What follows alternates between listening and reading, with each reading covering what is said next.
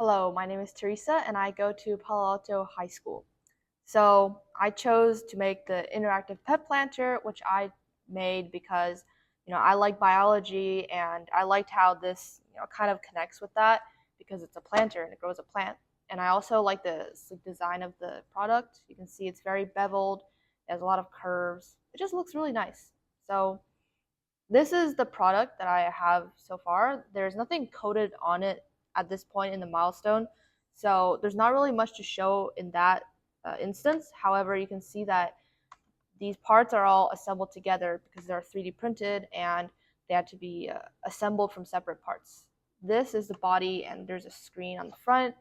On the inside, you can see this is the actual planter. This is where the plant goes, and there's a small sensor in here, and this sensor detects the temperature and humidity levels of the inside. And for humidity, there's like a value system. It goes from 200, which is very dry, to 2000, which is like very wet.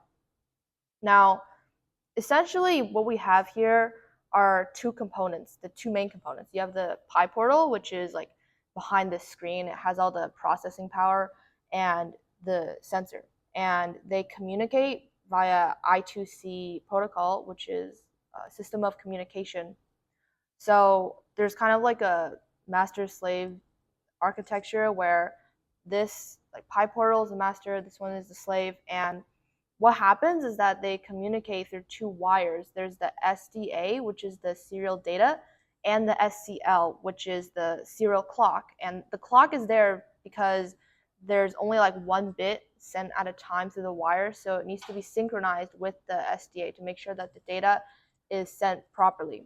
And so this thing has like a 7-bit address, and when this Pi portal wants to make some sort of request, it will address the like 7-bit address of the slave, and it'll make like a read or write bit, which is basically a request to either retrieve data or send data. So in this instance, this sensor would send back like the temperature and humidity back to the Pi portal.